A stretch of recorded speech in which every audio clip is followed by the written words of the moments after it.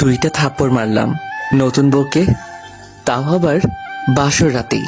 আজকে বিয়ে করে বাসর ঘরেই বউকে মারলাম। ব্যাপারটা জানি কিরকম না।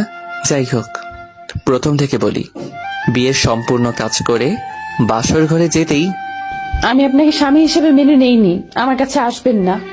মেনে নেননি কেন? আর এটা বিয়ের আগে বলতেন, তাহলে আমি সবাইকে মানা করে দিতাম। বিয়ের আগে বলা সম্ভব হয়নি, তাই বলাও হয়নি। আচ্ছা ঠিক আছে, আমি আপনাকে জোর করব না এবং আপনার কাছেও যাব না। কিন্তু একটা কথা, আপনি এখন অজু করে আসবেন আর দুজন একসাথে নফল 2 রাকাত নামাজ পড়ব। আমি আপনাকে মেনেই নেইনি, তাহলে আপনার সাথে নফল নামাজ পড়বো কেন? এত কথা বলেন কেন? যা বলছি তাই করো। করব না। 2টা মেরে বললাম, যা অজু করে আয়।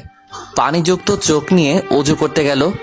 অজু করে আসলে নফল নামাজটা পড়ে নিলাম আর বললাম, এই যে শুনেন, থাপ্পড় মারার জন্য দুঃখিত। সীমা কোনো কথা বলল না, সে বিছানায় গিয়ে শুয়ে পড়ল। আমিও আর কিছু বললাম না। আমার বাসায় বড় লোকদের মতো সোফা নেই, তাই মেঝের উপর চাদর বিছিয়ে শুয়ে পড়লাম। আপনাদের তো পরিচয় দেওয়া হয়নি।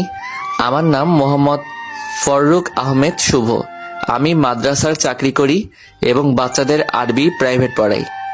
আমি এতিমখানায় মানুষ হয়েছি, তাই পরিবারের কেউ নাই। চাকরি ও প্রাইভেট পড়িয়ে মাস শেষে দেখা যায় 15,000 টাকার মতো হয়। আবার মসজিদের ইমামতিও করি।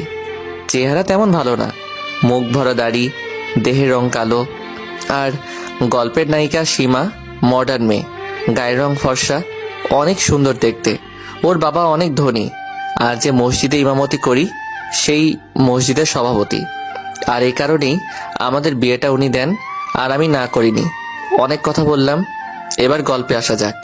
সকালে ঘুম থেকে উঠলাম, উঠে নামাজ পড়লাম, পরে কিছুক্ষণ কোরআন তিলাওয়াত করলাম। ওইদিকে সীমা এখনো ঘুম থেকে উঠেনি। আমি হালকা নাস্তা করে মক্তবে পড়াতে গেলাম। সেখান থেকে আসলাম 7:30-এ। এসে দেখি সীমা এখনো ঘুমিয়ে আছে। তাকে ডাক দিয়ে বিরক্ত করলাম না, এতিম মানুষ, তাই রান্না করতেই পারি, তাই চলে গেলাম। রান্না করলাম মাংস। রান্না করে খাওয়া সেরে গোসল করে রুমে গেলাম, যেয়ে দেখি সীমা কান্না করছে। ওইদিকে মনোযোগ না দিয়ে বললাম, আমি রান্না করে রাখছি, খেয়ে নিতে পারেন। আর যদি না খান তাহলে অসুস্থ হয়ে পড়বেন, পরে আবার আমারই সেবা করতে হবে, তাই খেয়ে নিলে খুশি হব। আমি মাদ্রাসায় গেলাম, ফিরতে দেরি হবে, এই বলে চলে আসলাম। অন্যদিকে সীমার অনেক ক্ষুধাও লাগছে, তাই দেরি না করে রান্নাঘরে গিয়ে দেখে মাংস রান্না করেছি, তাই তার খিদা দ্বিগুণ হয়ে গেল। আসলে মাংস তরকারি অনেক টেস্টি হয়েছিল, তাই আর দেরি না করে খাবারটা খেয়ে নিল। খাওয়া শেষ করে সীমা ভার্সিটিতে গেল। যাওয়ার পরে ওর বান্ধবী বলল, কি রে, একাই বিয়ে করলি? দাওয়া তো দিলি না। তো বল, দুলাভাই দেখতে কেমন? একদমই বিশ্রী, মুখ ভরা দাড়ি, দেখতেই কিরকম দেখা যায়। আমার জীবনটাই শেষ হয়ে গেছে ওর সাথে বিয়ে হয়ে। ডিভোর্স নিয়ে নিব। বাদ দে, চল ক্লাসে যাই। সব ক্লাস শেষ করে বাসায় চলে আসে। আমি এখনো যাইনি। আমার একটা সাইকেল আছে, যেটা দিয়ে আমি চলাফেরা করব। আমি সাইকেল চালাচ্ছি আর ভাবছি, আমার বউকে নিয়ে কত স্বপ্ন ছিল, যেগুলো একটা পূরণ হলো না। আমি বাড়িতে গেলাম, গিয়ে সীমা বসে কার সাথে ফোনে কথা বলছে শুনতে পেলাম। চেহারা একবারই বিশ্রী, মুখ ভরা দাড়ি, মনে হয় অ্যামাজন জঙ্গল। আর কি ঢিলেঢালা পোশাক পরে, আর আমার তাকে দেখলেই বমি আসে।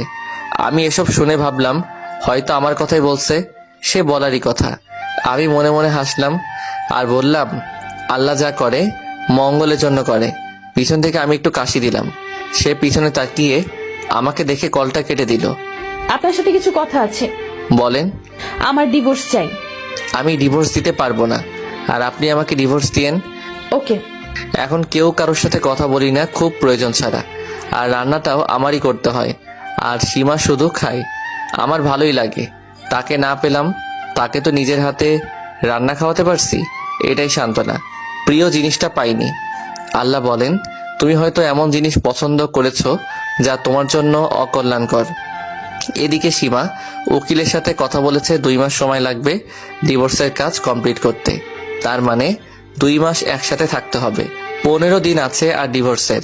এরই মধ্যেই ওদেরই ভার্সিটিতে অনুষ্ঠান আয়োজন করা হয়।